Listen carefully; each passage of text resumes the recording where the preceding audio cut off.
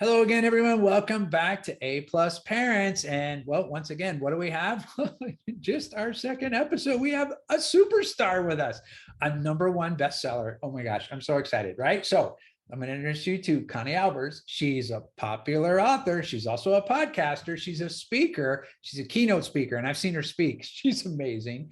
And she equips parents through her speaking and her various leadership roles, like really equips them for what it's like to live in this world of homeschooling, not only as a homeschool mom, but somebody that can, how do you get to still be a woman? How do you still get to be, if your dad's and you're listening, how do you still get to be a man and be in this world and still deliver on what there is to deliver on as a homeschool parent?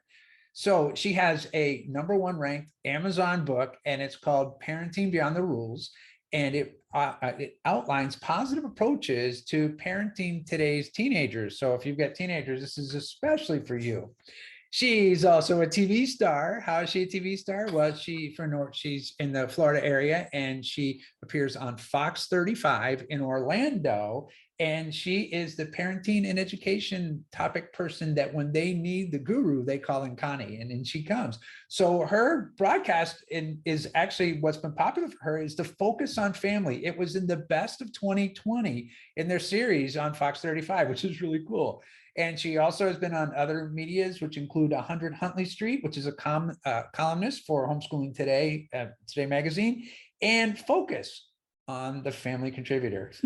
To say that she's a respected leader in the homeschool industry, that's a very small way of saying who Connie is. And so just so excited to have her here. She's been married to her husband, Tom, for 37 years. She's got 5 adult children, but she's homeschooled all of them. So we're going to hear her story. We're going to hear her journey. You can find her and find out more about her at conniealbers.com. And we're going to give you all her media links, and they'll all be linked up here on the podcast as well. So you'll be able to see all those. But first of all, Connie, welcome. I'm so excited that you're here. Woo, it's great to be with you. Thank you for that awesome introduction. That was so kind of you. Absolutely. It's great. All right. So we got a little bit about kind of my version of who you are. How do you tell people who you are and what you're up to in the world today? Wow. I'm a mom of 5, homeschooled all of them. I do talk about, how I am passionate about equipping families to build relationships because, our kids grow up, you turn the tassel, then what? I want families to enjoy a rich relationship. I want those kids to call, hey, mom, what are you doing? You want to have dinner? Without mom going, hey, you haven't called me in a month. What are you doing?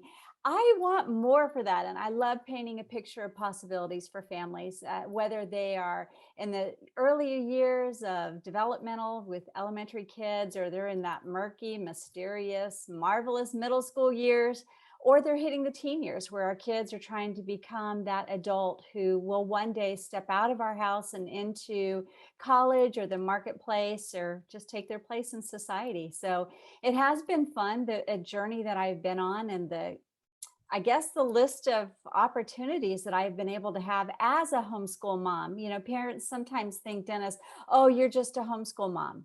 No, that's like, there's so much more to us than just, a homeschool parent, although that takes time and effort and energy. I just don't like putting people in a box and slapping a label on them. It's just, we have a lot to offer. I believe women and men have a lot to offer beyond the homeschool role or calling that they have. That's awesome. So when did you first start homeschooling? Like, how did it start? What happened? How did you decide you wanted to get on that journey? Yeah, I didn't want to, actually. I was probably like one of those others that, you've heard a lot of women say, I was a reluctant homeschooler. It was just time. It was time to start considering what we were going to do with our son. And my husband said, hey, would you consider homeschooling? And Dennis, I'm like, no, why would I do that? Who in their right mind would want to take on the education of their child? Right. And he said, well, I would really like for you to consider it. I said, okay, fine. So I did. I said, all right, here's the deal. Having been in corporate America, I kind of had this little contract, Dennis. I said, here's the deal. I will do it And if it stops working, I want out. Like no ifs, ands, or buts. I don't want you second guessing me. Just say, okay, dear. And he said, deal. And it worked. And then the next year, and after 21 years, we turned the tassel of the last child. We have 5. And it was an amazing ride.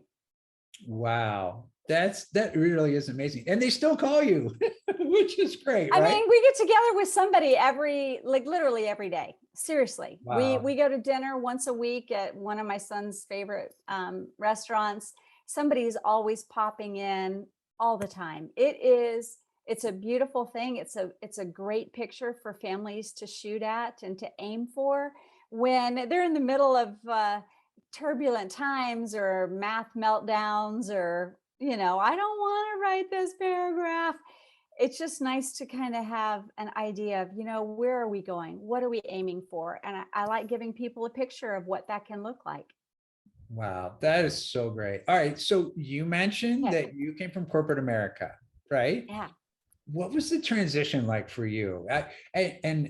Something I'll share with you. I was talking with someone else. We did a recording before, and she was saying that life changed for her when 9/11 happened. And that's when she became homeschool mom. She didn't want to go back to, Wow. she decided not to go back to work. And she took on homeschooling. And you look today, and in the world today that we live in, and we're dealing with the pandemic, and and people are discovering what it's like to work from home, and they're discovering homeschooling. But you coming from corporate America, there may be some people thinking, wow, I'd really like to do that. And there could be just that, not could be, I'm sure there's fear, and there's all the things that come along with, oh my gosh, how am I going to do that and still manage everything else that I do? But what was your corporate background, is that you made that transition? What was that like? It's funny you say that. I used to travel for a Fortune 500 company as a spokesperson, a spokeswoman for them. And I would bring the magic to millions of people doing radio and television and working with VIPs and dignitaries and training and corporate development. I had started my own image and branding consulting business. I borrowed $500 from a family friend when I was, 17 years old. I kind of think back now on what my mother must have thought. But I was just tired of hearing women, especially complain about, well, my nose is crooked, my eyes don't match, my hair is the wrong color. And they would look in the mirror and they didn't see the beauty that was really within. And so I started my own company and started teaching inner outer beauty, which landed me a job after I left Walt Disney World for Estee Lauder. And it was great. But then, these little kids came along, one right after the other. And I decided I would step away. And when I began homeschooling was in its infancy. It wasn't smiled upon like it is today. Very few people, if you did know somebody, they were probably, oh, they're the weird ones. And I thought, I'm just going to bring the corporate experience of, how do you build something? How do you create these memorable moments? How do you build something that's lasting, AKA a family? How do you educate kids when you don't know phonics or physics? How do you do that? And I started using my background to help shape and form the homeschool movement, watching for policies and making sure that what they were legal and that they were available for parents. I didn't want homeschool parents to not have the same opportunities for sports or extracurricular. I wanted my kids to have opportunities to do the International Baccalaureate program. And the only way to do that is to kind of get on the inside and get involved and help shape policy. And so as I was homeschooling my kids, I had that outlet. I was growing the movement. I was starting organizations. I was serving on boards. And it's been a joy to turn around now 30 years later and say, wow, look what I got to be a part of, this industry that is now so heavily relied on. I did a segment for Fox a few weeks ago, and it was on this very topic. What are parents supposed to do? They're really concerned, Dennis. They're afraid their kids are going to get further and further behind. And, the schools are open and then they're closed, and then they're open and then they're closed, and then they're bullied. And then, it's just like one thing after another, one disruption. And parents are starting to say, wait a minute, I think maybe it's kind of like, I think I can, a little engine that could, I think I can, but they need people like you, like me, coming alongside saying, no, you can. You can. And where you feel like you don't have what it takes, like I did not know physics. So you're super smart. You know all that. I didn't know physics, but I had a future engineer in my family. So by golly, I had to figure something out because this kid was going to engineer. I mean, he was going to college for engineering. So he needed calculus. He needed all the stuff I didn't know. Mm. And the beautiful thing about what you offer and what others offer in the community is that help and resources to make a conviction that a parent has. I think I can do this. You come along, others come along, and they infuse this thing called hope and help. And it makes these parents go, I can do this. All we have to do is, call Mr. D and he's going to take care of all these math problems that we're having. Mm. And that's the beautiful thing that I'm seeing happening. It is exploding. It's just the growth is beyond anything I've ever seen. And it's not just, in my state of Florida, it's, where you are, and because I know you travel around and you live in different places, but Dennis, it's just across the country. Parents are feeling empowered. There's so many wonderful resources available. There's people that have been there, done it. They Right. have, they've taken, that jungle of uncharted territory, and they've kind of cut a path through, and then others have come along and they've paved a way, and it makes it a lot more accessible and easy for parents to say, all right, we're just going to take it one year at a time, just 1 year at a time. And then we're going to reevaluate, and then one year at a time. And before you know it, you're like, hey, this is pretty cool. We can go on vacation when school and do all the weekend trips. We can do this hands-on learning. We get to have experiential learning, unlike our peers, in our counterparts in a public school system where you are required to answer to their mandate, learn what they say in the time frame that you say. Homeschooling gives you freedom, and that's what I love being able to help parents understand. Oh, that is so great. Long-winded answer. Sorry about that. No, it's perfect. Well, because there's so many things that you pointed to, and just that, well, one, you got to continue your own expression of who you were in the corporate world by forging and bringing forth something like you were out to bring something new to empower women into who they were and discover their own beauty. And now you can look back now and see what you created in the homeschool industry, right? And what's funny is I started as a classroom teacher, back in the 80s, right? I'm old school. And when I came into the homeschool world, and one of the things that I always wanted to do was I wanted to develop curriculum, right? But I couldn't in the public schools.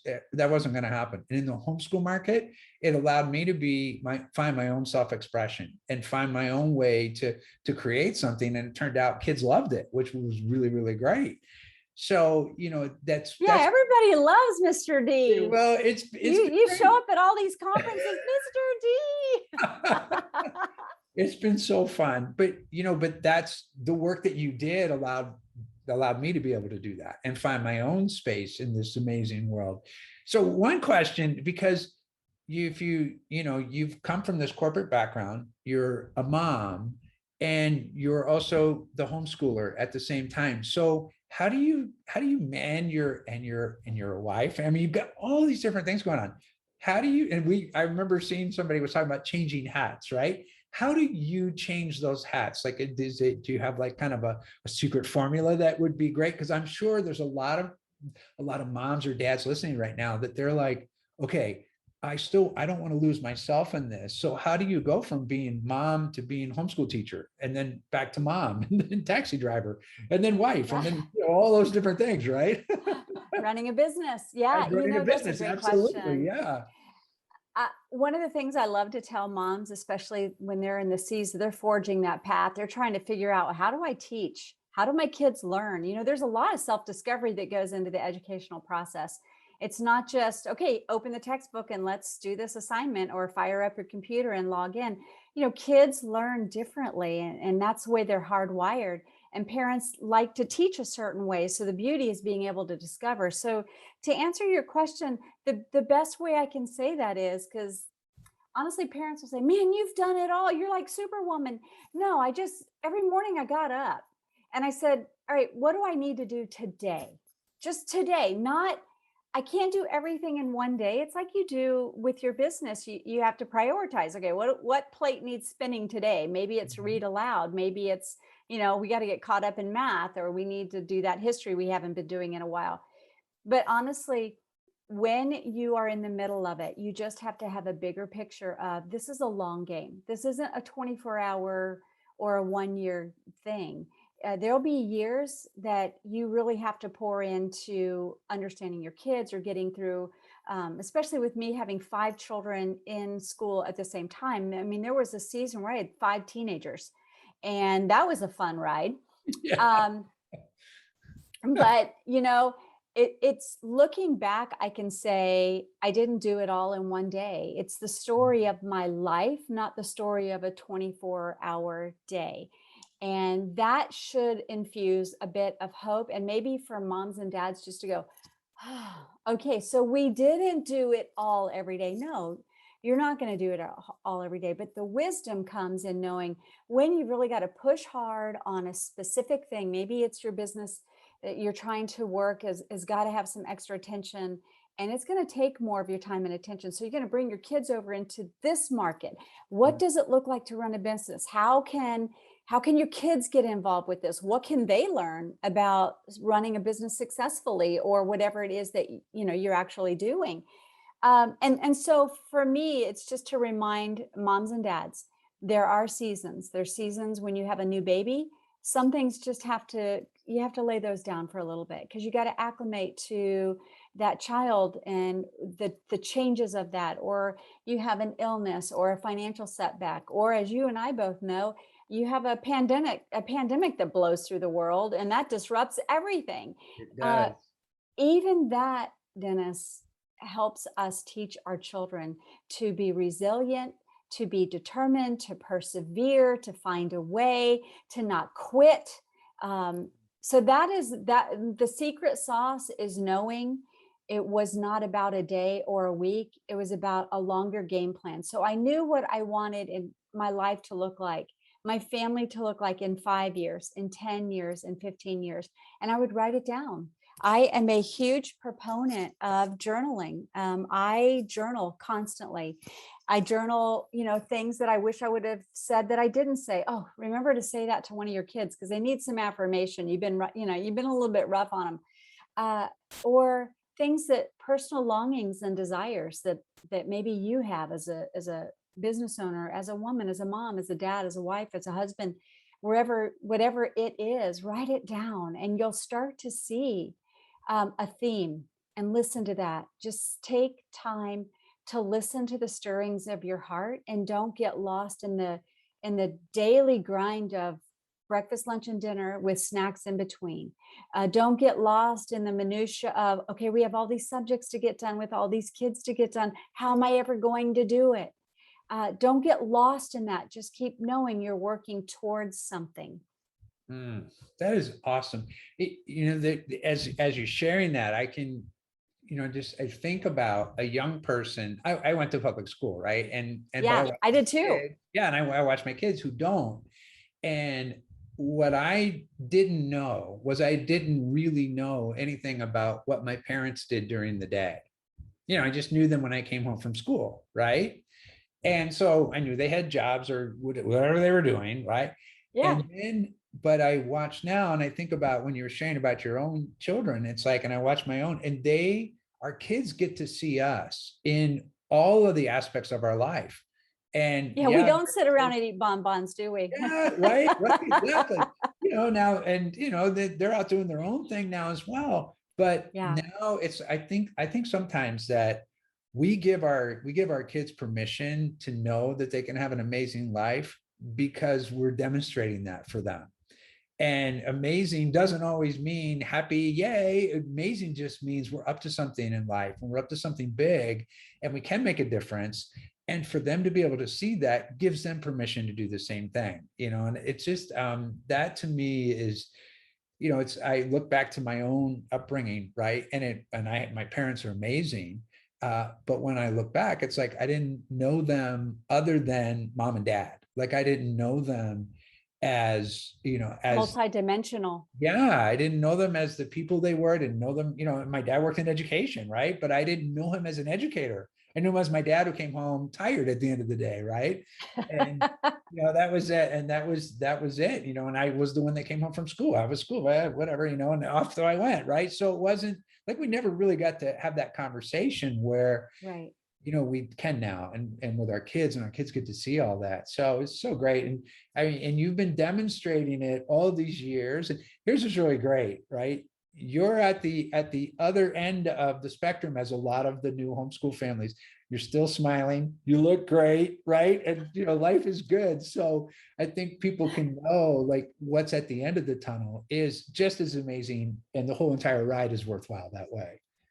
Yeah, I mean, it's fun how I can speak to all the seasons and what that looks like. And having 5 kids, as you have several children. They don't think alike. No, They don't, they're not like us. They don't always agree with us. They want to pursue their own interests that we're like, why? What you're why? And they question things that we maybe wouldn't have questioned. And that to me is the richness of what I get to do. And I think that's why I love remaining in this, because when I turned the tassel, I was really starting to ponder, what do I do? Do I go back in, corporate America? I had helped build the homeschool movement. That was very cool. How many people get to actually build, have a part of building a movement? I wasn't the only one, obviously, but, and I sit there and I think, man, I didn't know that was going to happen. It's right, just use taking what you have, like here you are, your public school, you'd worked with students before and teaching, and there was this burning desire inside of you to write a curriculum, and you kind of realize there's a wall here. I'll never be able to do that where I currently am. And right, you're able to tell that story to your kids. Hey kids, look, I was doing this yeah, and I wanted more. I wanted something different. And I think that's the beauty of where you and I are with our vision of homeschooling and equipping parents and building businesses and changing lives. Really, I've heard you say this a number of times. You really want to help kids see their potential future and where they fit into it. What gifts, strengths, and talents do they have? I was not given the math acumen that you have. It is I'm glad I married an engineer, because right, he covers me in that area. But the fun thing is you're able to tell this story to your children. You know, life doesn't stop you. Your circumstances don't dictate. We're in a season of disruption. Great. In disruption, there's always innovation. So what problems are out there that you can solve? Let's take an assessment, son or daughter. What do you have that is unique, that you can offer to this world that can solve problems? As a homeschool parent, you're able to spend time pursuing those things until they decide, I'm not really interested in that anymore.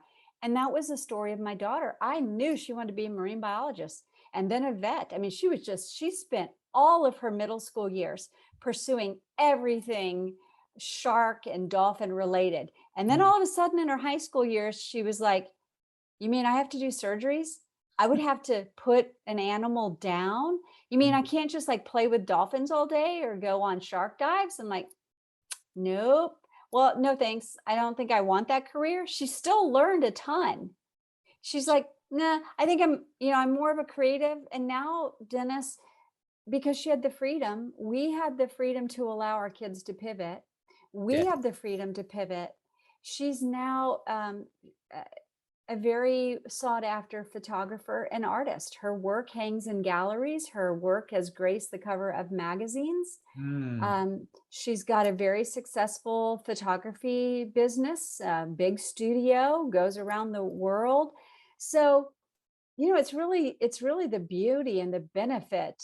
And I think more and more parents are starting to see that here. Yeah. If you go to your website and you read, hey, I spend half my time in this country and half my time in this country. It's like, yes, how homeschooling will travel. That's right. I go through the airport and people are like, and I take out 4 laptops and like, wait, I said, I'm a classroom in a box. What can I tell you? I like that. A classroom in a box. That's awesome. Yeah. Oh, that's amazing. So, for me, it's like you also, so here's your daughter who was into sharks and dolphins, right? And now she's a Mhm. photographer. And I think that speaks to something huge, that it's okay to let our kids, go from one place to the next and like what their passion is and keep discovering. I can tell you when I was 16, writing math courses was not in my future. It was not on the radar. That just wasn't it. Yeah. I wanted to play baseball and be a musician. Those were what I was most, and musician was the biggest thing I was passionate about. And who knew? It turned out that this is where we are now. But I see the same things, and I watch, even watching with my own kids and what they're up to. And my 16-year-old is a dancer, and he's an amazing flamenco dancer, right? And he's part of the Royal Ballet of Spain. It's like, who does that when they're 16? Wow. So he's Yeah. got a And big, had he been in any other educational environment, there's that might not be possible. right. When he first started homeschooling, came home and he had learned this piece of music on the piano, and he had gone to a piano lesson, and he came back, he goes, oh, I learned this song, and it was some contemporary song. I don't even remember what it was. And an hour later he had finished it because he was on YouTube and saw someone else play it. Now he was 9 years old and he figured out how to play this whole thing, and he was already dancing, and we're like, oh my gosh, there's a gift in here. Right. And that was his first homeschool year, was discovering music and discovering dance. Well, that discovering dance led us to Spain, and here he is now, and he's, so he can dance, and he's actually, dancing. He was telling me he has they're auditioning all the what they call the professional level students. And so he's in a group of kids that are anywhere from 16 to 20, and they're going through the selection process of who's going on tour this year. I'm like, right? It's amazing, so you see. Wow. Well, your classroom in a box might be really all over the place. And the classroom in a box became something that was like one of those things. It was like we had to get everything online to be able to travel and be able to go back and forth between the States and come to Europe and do all these different things.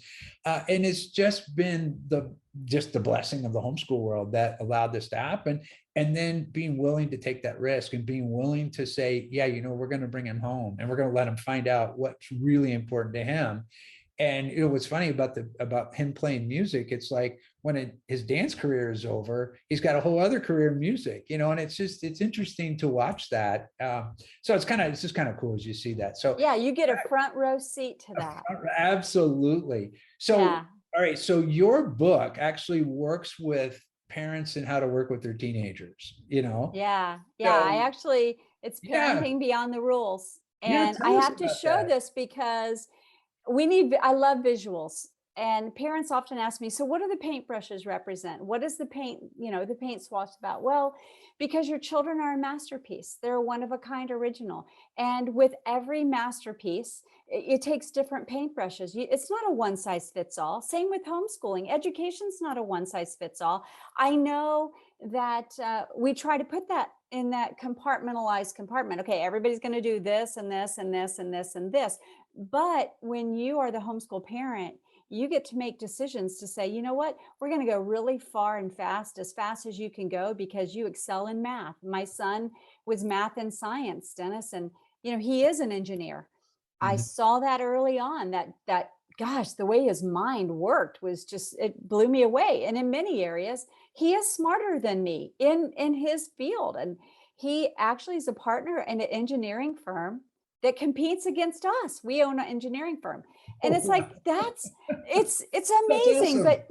Your children are a masterpiece. So you Mm, use different paintbrushes and you'll paint and you'll use different colors and you'll come back, Dennis, and you'll paint something. You'll think, oh, we need to work on this character a little bit, or we need to work on this skill a little bit more, or I really see this strength in you. We probably need to practice a little more on this, not to make your weaknesses strong, because in your weaknesses, you're never going to excel in your weaknesses. You'll excel when you develop the strengths, and you have the ability to do that when you homeschool and you know your kids. So the whole parenting beyond the rules is we do need rules. We need order. We need, like, no, you can't just have the car and do whatever you want. There's rules of the road. There's rules for safety. But in parenting, especially as our children are trying to grow up and become the adult they are meant to be with the gifts and strengths that they have, then we have to adjust. And one of the ways we do that, and what I talk about in Parenting Beyond the Rules, is you do it through family meetings, sitting down and talking with one another, not talking at each other, but communicating in a way where you hear each other, you're listening to learn, not listening to fix and correct, where you actually understand the world they're growing up in. I mean, you and I have never lived through the season that we've lived through, but so for us, it's a massive disruption. Our kids don't know that. They've right. never, This they room. just don't have the miles under the tires for something like that, but they're watching us. Yeah. And so as a parent, as you help them become that masterpiece, that one of a kind, that original, then you are able to pivot. And there's freedom in the pivot, Dennis. When we see that maybe how we're speaking to one child, it's not actually landing in the right spot. It's kind of they're really sensitive and we're crushing their spirit. We're really making them put a wall up against us. Then, Dennis, we're able to say, you know what, that's not working. As our children grow and change, we have to adjust. And so I spend a lot of time just giving parents permission to pivot and understanding that there's freedom in that. You're going for something bigger than turning the tassel through homeschooling. You're going through something bigger than just, I survived parenting, or I survived the teen years. Who wants to survive? We want to thrive. And that's what I help parents do, is I want them to thrive during these years and look back, and there'll be some mistakes. You'll still say things you wish you hadn't, and they'll still have attitudes you wish they didn't, because they're trying to grow. And, it's just kind of the nature of doing life. But when you're focused on the relationship and you're focused on helping them and them knowing, I'm your greatest cheerleader. My kids will tell you, I am their greatest cheerleader, and they know it. Mm. And to this day, now that they're all adults, they definitely look back and they point out all the things I didn't do right. The words that I hurt their feelings. Aw. But that's okay, because there's something richer and deeper there. And that's the beauty of what we're doing. And that's why I love your podcast, A+ Parent. I mean, Yeah. yes, we all want to be the kind of parent that our kids look back on and say, thanks, Dad. Thanks, Mom. Thanks for giving me the childhood that you gave me. Thank you for allowing me to try dance or try all these various things that we get to try, like, the sharks and filmmaking and all that stuff. But they do turn around. And I think that's the hope. The last thing I'll say, Dennis, is parents often ask me, yeah, Connie, that sounds great. That sounds wonderful. But did your kids go to college? Yeah, my kids went to college. I mean, just because you homeschool doesn't mean your kids grow up and they're not intelligent, bright. Right. All of our kids are bright and intelligent. All of my children went on to college. All of my kids got academic scholarships. Is that something that is not possible? It is absolutely possible if that's for your child. And that's part of the picture I love to be able to paint, is you can do this. And even if you don't know phonics or physics, maybe you can't teach, certain subjects, that's okay. There's so many wonderful resources available to help you where you lack or where that gap is. Because we're talking about the overall, not just the fact that you're sitting at home plowing your way through a bunch of textbooks. Right. And you're one of these resources. So how do people find you? Yeah, so you can find me over at my podcast, Equipped to Be. And you can find me at conniealbers.com, either on Pinterest, so Instagram, Facebook, all the social media platforms. And I would love to connect with you. You can also I have a PDF. So if you go to conniealbers.com, and you can download the free 5 fears every parent faces and how to overcome them. You can get that free download. So I encourage your listeners to do that. That's awesome. And we'll have all the links up there. Probably seen them already, and we're off and running. Connie, this was a treat. So we're just getting this podcast kicked off. So we're going to have to have you come back again, and we'll do it all again here. That'd be awesome. That's great. All right, Connie, thanks so much. Congrats on your podcast. See you later. See you on the next one. Bye, guys.